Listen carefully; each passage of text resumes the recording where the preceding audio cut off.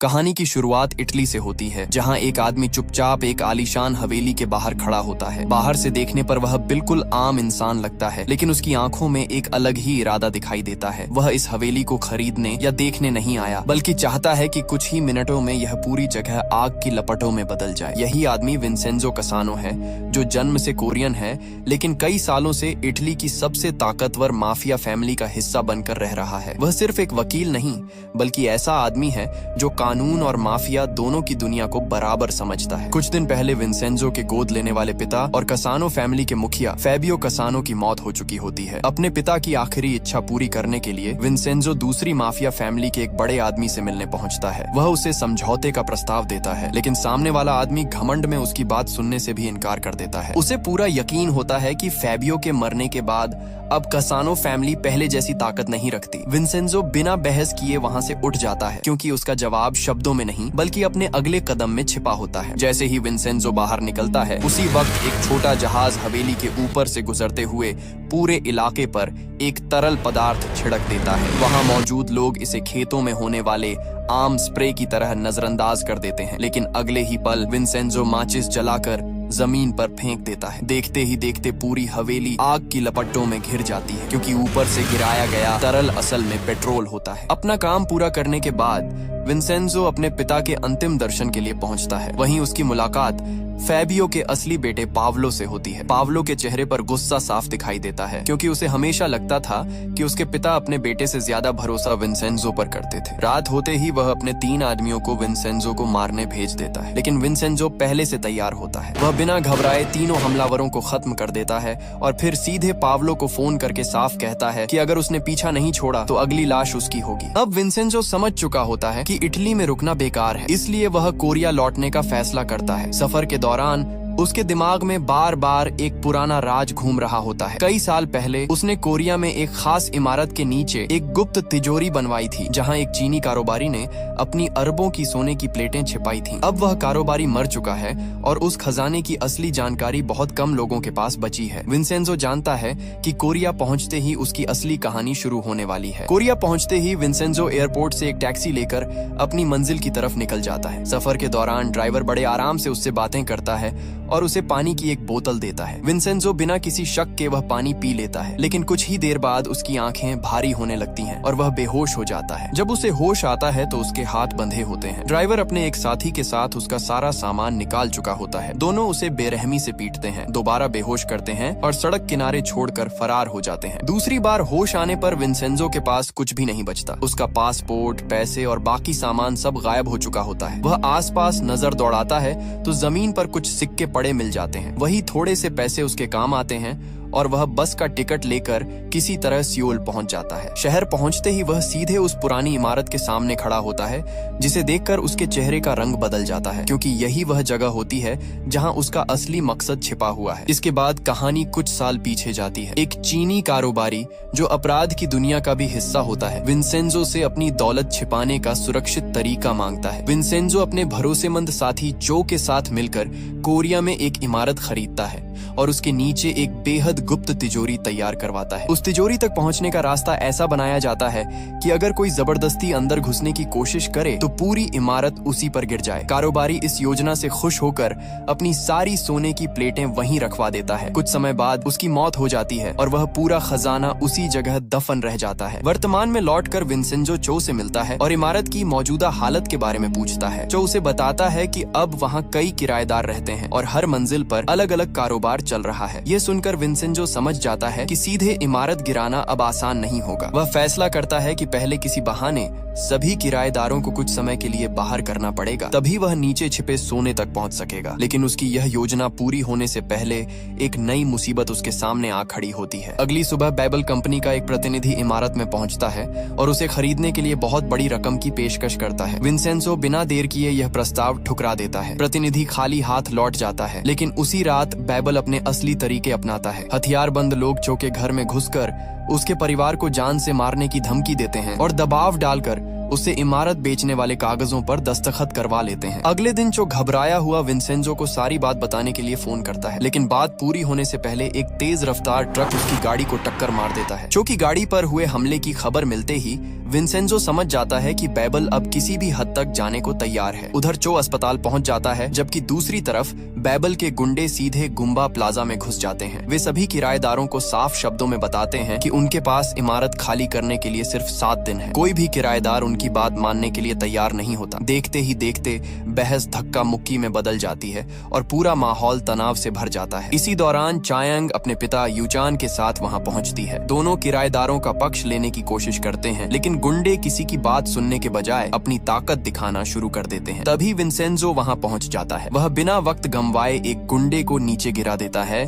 और उनके लीडर को पकड़कर खिड़की के बाहर लटका देता है। कुछ पल के लिए पूरा हॉल शांत हो जाता है, लेकिन लीडर अपने आदमियों को हमला करने का इशारा कर देता है। लड़ाई शुरू होने ही वाली होती है कि पुलिस मौके पर पहुंच जाती है और मामला वहीं रुक जाता है। हंगामा खत्म होने के बाद विंसेंजो और यूचान पहली बार आराम से बैठकर बात करते हैं। दोनों को समझ आ जाता है कि उनका दुश्मन एक ही है। यूचान का मकसद बैबल को कानून के जरिए रोकना होता है, जबकि विंसेंजो किसी भी कीमत पर इस इमारत को बचाए रखना चाहता है। दूसरी तरफ अस्पताल में जो विंसेंजो को याद दिलाता है कि अगर बैबल ने इमारत की खुदाई शुरू कर दी तो नीचे छिपे सोने का राज ज्यादा देर तक छिपा नहीं रहेगा। अब दोनों जानते हैं कि उनके पास बहुत कम समय बचा है। इसके बाद पुराने दिनों की एक और झलक दिखाई जाती है। गुप्त तिजोरी बनने के बाद माफिया उस जगह पर काम करने वाले हर आदमी का पूरा हिसाब रखता है। सोना सुरक्षित पहुंचाने का काम पूरा होते ही दूसरी टीम उन सभी लोगों को खत्म कर देती है, ताकि उस तिजोरी का राज किसी और तक न पहुंचे। वर्तमान में लौटकर विंसेंजो यूचान से कहता है कि उन्हें हर हाल में कानूनी प्रक्रिया लंबी करनी होगी। जितने दिन किराएदार इमारत में रहेंगे उतने दिन बैबल उसे गिरा नहीं सकेगा, और यही वक्त विंसेंजो के सबसे ज्यादा काम आने वाला होता है। शाम को चायांग विंसेंजो को डिनर पर बुलाती है। बातचीत के दौरान वह बताती है कि वह वूसांग लॉ फर्म में काम करती है और बैबल उसी फर्म का सबसे बड़ा क्लाइंट है। दूसरी तरफ बैबल का चेयरमैन सोंगो आइस हॉकी रिंक पर एक रहस्यमयी आदमी से मिलता है। कुछ ही पल में माहौल बदल जाता है और वह आदमी हॉकी स्टिक से सोंगो की बेरहमी से पिटाई कर देता है। उधर चायांग अपनी कंपनी की एक मीटिंग में पहुंचती है। वहां की बातें सुनकर पहली बार उसके मन में शक पैदा होता है कि जिस कंपनी का वह बचाव कर रही है उसके इरादे उतने साफ नहीं हैं जितने अब तक उसे बताए गए थे। बैबल के ऑफिस में काम करने वाला जंग गलती से अपने बॉस की फोन पर हुई बातचीत सुन लेता है। उसी बातचीत से उसे पता चलता है कि अब कंपनी को गुम्बा प्लाजा खाली करवाने की पूरी मंजूरी मिल चुकी है। इतना ही नहीं, इमारत को गिराकर वहां एक नई रिसर्च लैब बनाने की तैयारी भी शुरू हो चुकी होती है। ये खबर मिलते ही वह तुरंत चायांग तक यह बात पहुंचा देता है। अब विंसेंजो समझ जाता है कि अगर उसने तुरंत कोई कदम नहीं उठाया तो बैबल बहुत जल्द अपना काम शुरू कर देगा। विंसेंजो उसी दिन सभी किराएदारों को एक साथ इकट्ठा करता है और उन्हें एक छोटा सा उत्सव आयोजित करने का सुझाव देता है। अगले दिन जब बैबल के गुंडे बुलडोजर लेकर इमारत के बाहर पहुंचते हैं तो उनके सामने बिल्कुल अलग नजारा होता है। पूरी बिल्डिंग रंग बिरंगी सजावट से भरी होती है और सभी लोग खुशी से कार्यक्रम मना रहे होते हैं। विंसेंजो ने पहले ही इटली के राजदूत को वहां बुला लिया होता है, जबकि पुलिस भी मौके पर मौजूद रहती है। ऐसी हालत में गुंडे चाहकर भी कोई कार्रवाई नहीं कर पाते और खाली हाथ वापस लौट जाते हैं। आने वाले दिनों में विंसेंजो खुद को कोरिया के कानून पढ़ने में लगा देता है। उसका मकसद साफ होता है, जितना ज्यादा वक्त वह कानूनी तरीके से हासिल करेगा उतनी देर तक बैबल इमारत को हाथ नहीं लगा पाएगा। इसी दौरान यूचान के पास बैबल की दवाइयों पर काम करने वाले एक वैज्ञानिक का फोन आता है। वह बताता है कि कंपनी की कई दवाइयों के गंभीर साइड इफेक्ट सामने आए हैं। इतना ही नहीं, एक नई दवा के परीक्षण के दौरान एक व्यक्ति की मौत भी हो चुकी है। वैज्ञानिक को डर होता है कि अगर उसने सच बाहर निकाला तो बैबल उसे जिंदा नहीं छोड़ेगा। यूचान वैज्ञानिक को अदालत में गवाही देने के लिए मनाने की कोशिश करता है, लेकिन वह पहले अपनी सुरक्षा की गारंटी मांगता है। यूचान पूरी कोशिश का भरोसा देता है, फिर भी वैज्ञानिक फैसला टाल देता है। इसी बीच यूचान को मिजो का फोन आता है, जिसे उसने पहले एक केस में बचाया था। विंसेंजो भी उससे मिलने अस्पताल पहुंचता है। मिजो उसे पहचान नहीं पाती, लेकिन विंसेंजो कुछ पल तक उसे खामोशी से देखता रहता है। इसके बाद वह सीधे बैबल के प्रतिनिधि से मिलता है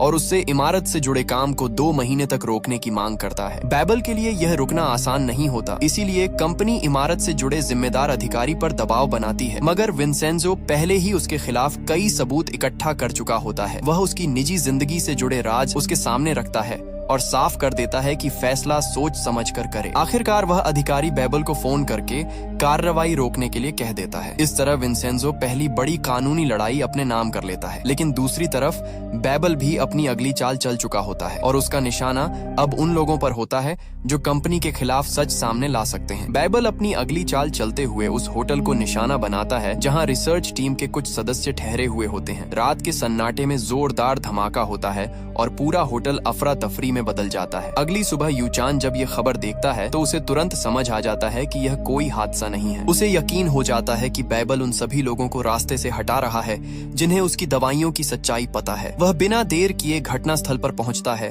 लेकिन वहां पुलिस पहले से ही मामले को जल्दी बंद करने की तैयारी कर रही होती है। यूचान पुलिस को सही तरीके से जांच करने के लिए कहता है, लेकिन उनकी दिलचस्पी सच सामने लाने में बिल्कुल नहीं होती। तभी विंसेंजो उसकी नजर उस जगह खड़े दो संदिग्ध आदमियों की तरफ दिलाता है। अपने पुराने माफिया अनुभव की वजह से वह समझ जाता है कि उन लोगों की मौजूदगी किसी बड़े खतरे का इशारा है। वह यूचान को शांत रहने के लिए कहता है, क्योंकि इस वक्त जरा सी गलती उन्हें भी निशाना बना सकती है। दोनों वहां से निकल तो जाते हैं, लेकिन अब उन्हें साफ दिखाई देने लगता है कि बैबल अपने हर राज को लाशों के नीचे दबा रहा है। इसी दौरान वकील चोए की मुलाकात बैबल के चेयरमैन सोंगो से होती है। मीटिंग खत्म होने के बाद भी उसके मन में एक सवाल बना रहता है। उसे यकीन नहीं होता कि इतना कमजोर और घबराया हुआ आदमी इतनी बड़ी कंपनी चला सकता है। उसे शक होने लगता है कि सोंगो सिर्फ सामने रखा गया चेहरा है और असली ताकत किसी और के हाथ में है। दूसरी तरफ यूचान एक बार फिर वैज्ञानिक से संपर्क करता है। इस बार वैज्ञानिक पहले से ज्यादा डरा हुआ होता है। वह गवाही देने के करीब पहुंच जाता है, लेकिन आखिरी फैसला करने से पहले थोड़ा और समय मांग लेता है। उधर चायंग की मुलाकात छोए से होती है। दोनों के बीच बातचीत से ज्यादा टकराव दिखाई देता है। इसके बाद चायंग अपने पिता के ऑफिस पहुंचती है, जहां यूचान उसके फैसलों पर सवाल उठाता है। दोनों की बहस इतनी बढ़ जाती है कि चायंग गुस्से में वहां से चली जाती है। उसी रात वैज्ञानिक जिस होटल में छिपा होता है, वहां एक नकली पुलिस अधिकारी उसके कमरे का दरवाजा खटखटाता है। वह पूछताछ का बहाना बनाकर उसे बाहर निकालना चाहता है, लेकिन वैज्ञानिक उसकी चाल समझ जाता है। वह खिड़की से नीचे उतरकर जान बचाने की कोशिश करता है और भागते हुए यूचान को फोन मिलाता है। उसी वक्त विंसेंजो की नजर उस कॉल पर पड़ती है। वह हालात को समझते हुए तुरंत वहां पहुंचने की कोशिश करता है, लेकिन बैबल के हत्यारे वैज्ञानिक तक पहले पहुंच जाते हैं। कुछ ही पलों में उसकी हत्या कर दी जाती है और एक अहम गवाह हमेशा के लिए खामोश हो जाता है। दूसरी तरफ यूचान जैसे ही वापस इमारत के अंदर जाता है, तभी एक तेज रफ्तार ट्रक शीशा तोड़ता हुआ सीधे उसकी तरफ बढ़ता है। टक्कर इतनी भयानक होती है कि यूचान मौके पर ही दम तोड़ देता है, जबकि विंसेंजो गंभीर रूप से घायल होकर अस्पताल पहुंचा दिया जाता है। चायंग अपने पिता यूचान के अंतिम संस्कार के बाद सीधे अस्पताल पहुंचती है। वहां विंसेंजो अब भी इलाज के अधीन होता है। जैसे ही उसे होश आता है, वह सबसे पहले यूचान के बारे में पूछता है। यूचान की मौत की खबर सुनते ही उसके चेहरे का रंग बदल जाता है। वह तुरंत समझ जाता है कि यह कोई सड़क हादसा नहीं था। उसके पास अभी कोई ठोस सबूत नहीं होता, लेकिन उसे पूरा यकीन हो जाता है कि इस हमले के पीछे बैबल का ही हाथ है। कुछ दिन बाद चायंग भी उसी नतीजे पर पहुंचती है। वह खबरों में देखती है कि बैबल की दवाइयों पर काम करने वाला मुख्य वैज्ञानिक भी समुद्र किनारे मृत मिला है। अब उसके सारे शक यकीन में बदल जाते हैं। वह बिना देर किए वुसांग लॉ फर्म पहुंचती है और सबके सामने अपना इस्तीफा दे देती है। उसी वक्त चोए भी वहां मौजूद होती है। वह चायंग का मजाक उड़ाती है और कहती है कि बड़ी कंपनियों के खिलाफ खड़े होने की कीमत हर कोई नहीं चुका सकता। लेकिन इस बार चायंग बिना जवाब दिए वहां से निकल जाती है। दूसरी तरफ विंसेंजो उस जगह पर वापस जाता है जहां यूचान की मौत हुई थी। वह पूरे इलाके की बारीकी से जांच करता है और कई अहम सुराग अपने पास इकट्ठा कर लेता है। इसके बाद वह अपने साथी चो को फोन करके अगली तैयारी शुरू करने के लिए कहता है। उसी रात सोंगो जब अपने घर लौटता है तो उसके बिस्तर पर कई सिरिंज रखी होती हैं। ये किसी हमले की नहीं, बल्कि विंसेंजो की साफ चेतावनी होती है कि अब खेल बदल चुका है और अगला निशाना कोई भी हो सकता है। अगले दिन चायंग गुम्बा प्लाजा पहुंचकर सभी किराएदारों से वादा करती है कि अब वह अपने पिता का अधूरा मिशन पूरा करेगी। उसकी बात खत्म भी नहीं होती कि दो पुलिस अधिकारी वहां पहुंच जाते हैं। वे फर्जी आरोपों के आधार पर चायंग को गिरफ्तार करके अपने साथ ले जाते हैं। जैसे ही विंसेंजो को इसकी खबर मिलती है, वह सीधे पुलिस स्टेशन पहुंच जाता है। वह अधिकारियों से गिरफ्तारी के सबूत मांगता है, लेकिन उनके पास कोई जवाब नहीं होता। आखिरकार मजबूर होकर पुलिस चायंग को रिहा कर देती है। पुलिस स्टेशन के बाहर जंग पहली बार खुले तौर पर विंसेंजो से मिलता है। वह खुद को उसका बड़ा प्रशंसक बताता है और दोस्ताना व्यवहार करने की कोशिश करता है। शुरुआत में उसकी बातें बिल्कुल सामान्य लगती हैं, लेकिन थोड़ी ही देर में उसका अजीब रवैया साफ दिखाई देने लगता है। इसके बाद विंसेंजो चायंग को उस ट्रक ड्राइवर से मिलाने ले ले जाता है जिसने यूचान की हत्या वाले दिन गाड़ी चलाई थी। पहले वह कुछ भी बताने से इनकार करता है, लेकिन जब विंसेंजो उसे याद दिलाता है कि उसकी सजा असामान्य रूप से कम कर दी गई है और जेल के अंदर भी उसकी पहुंच हो सकती है, तब वह डर जाता है। आखिरकार वह एक नाम बता देता है, हालांकि यह भी साफ कर देता है कि उसने उस असली आदमी को कभी अपनी आंखों से नहीं देखा। विंसेंजो ट्रक ड्राइवर से पूछताछ पूरी करने के बाद वहां से निकलने लगता है, लेकिन जाते जाते जानबूझकर ऊंची आवाज में कह देता है कि अब यह आदमी अदालत में गवाही देने के लिए तैयार हो गया है। उसकी यह बात पास खड़े एक पुलिस अधिकारी के कानों तक पहुंच जाती है। उसी रात कुछ कैदी ट्रक ड्राइवर की बैरक में पहुंचते हैं और उसकी हत्या कर देते हैं। सबसे हैरानी की बात यह होती है कि ड्यूटी पर मौजूद पुलिस वाला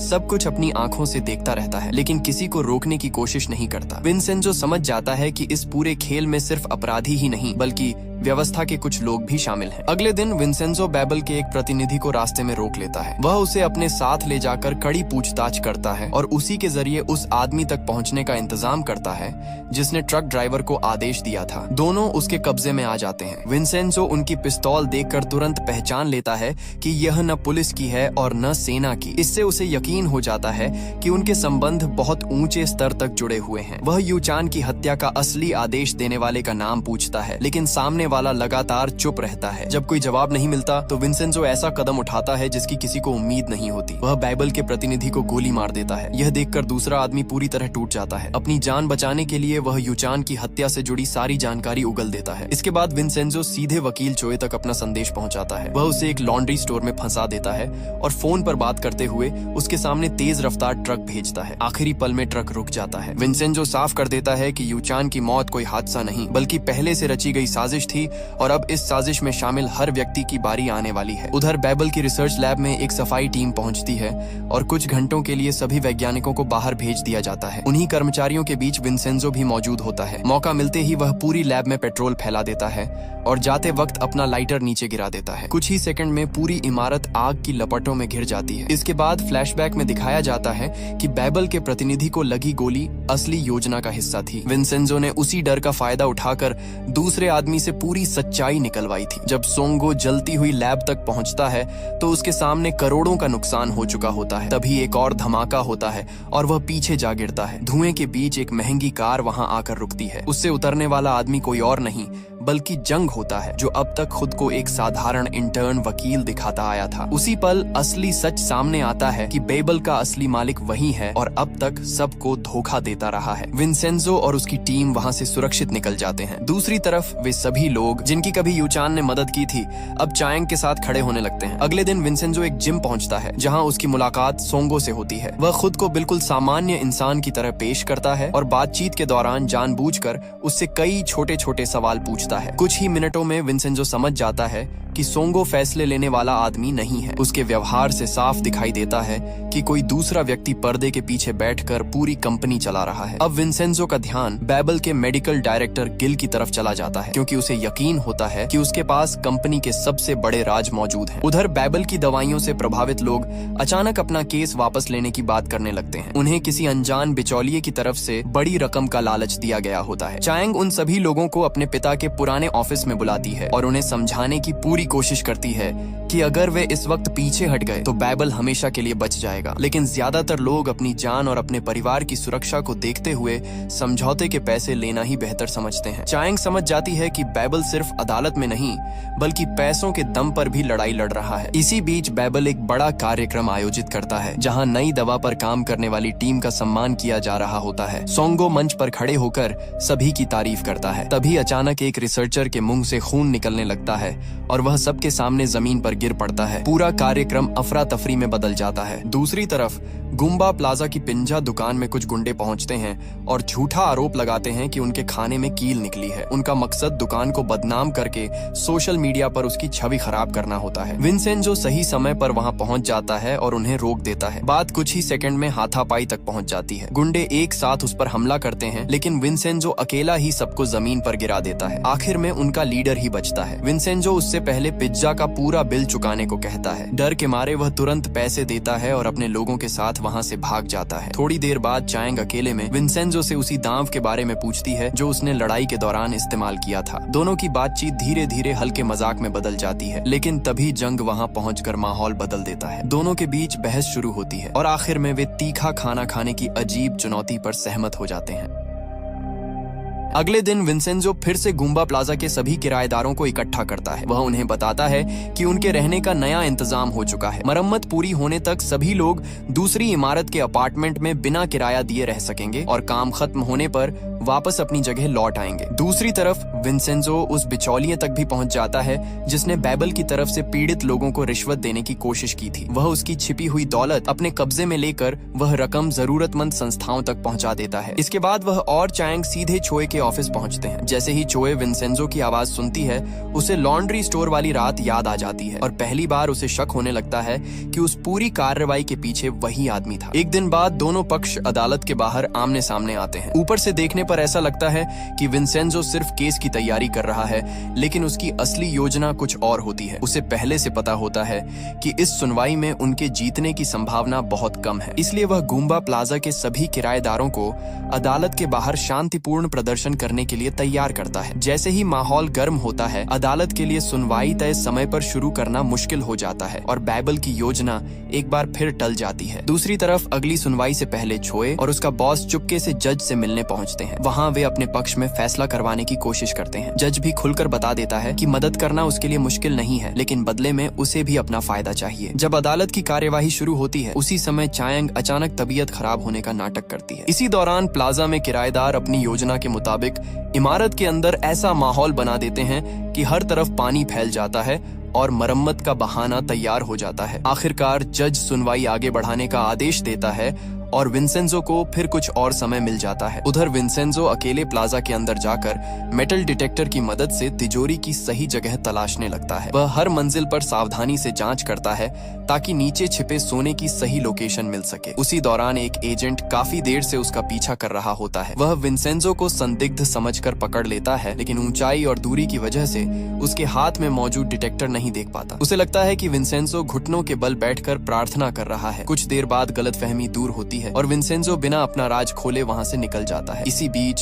जंग सोंगो, चोए और वू सांग के प्रमुख को एक मीटिंग रूम में बुलाता है। वहां वह पहली बार अपने परिवार का असली सच सामने रखता है। वह बताता है कि बैबल का साम्राज्य उसके पिता ने खड़ा किया था और सोंगो सिर्फ सामने दिखाई देने वाला चेहरा है। असली नियंत्रण हमेशा उसी के हाथ में रहा है। कमरे में बैठे सभी लोग मजबूरी में उसकी बात मान लेते हैं, लेकिन बाहर निकलते ही चोए समझ जाती है कि अब कंपनी के भीतर ताकत का संतुलन पूरी तरह बदल चुका है। जंग अपना अगला कदम भी तुरंत उठा देता है। उसके लोग बैबल के खिलाफ खड़े एक गवाह को पकड़ लेते हैं और डायरेक्टर गिल उसे नशे का इंजेक्शन लगा देता है। दूसरी तरफ दवा से प्रभावित बाकी लोगों के पास भी पैसों से भरे बैग पहुंचा दिए जाते हैं ताकि पूरा मामला रिश्वत का दिखाई दे। कुछ ही देर बाद पुलिस सभी पीड़ितों को हिरासत में ले लेती है। चायांग उनके बचाव के लिए पुलिस स्टेशन पहुंचती है और साफ कहती है कि बिना ठोस सबूत किसी को अपराधी साबित नहीं किया जा सकता। अब उसे समझ आ जाता है कि बैबल अदालत, पुलिस और पैसों तीनों का इस्तेमाल करके हर विरोधी को दबाने की कोशिश कर रहा है। ट्रायल शुरू होने से पहले जंग खुद विंसेंजो और चायांग से मिलने पहुंचता है। वह दोनों को समझाने की कोशिश करता है कि बैबल जैसी कंपनी के खिलाफ लड़ना उनके बस की बात नहीं है। खास तौर पर वह चायांग को निशाना बनाते हुए कहता है कि उसे विंसेंजो की बातों में आकर अपनी जिंदगी बर्बाद नहीं करनी चाहिए। चायांग उसकी बात सुनती जरूर है, लेकिन बिना कोई जवाब दिए वहां से चली जाती है। दूसरी तरफ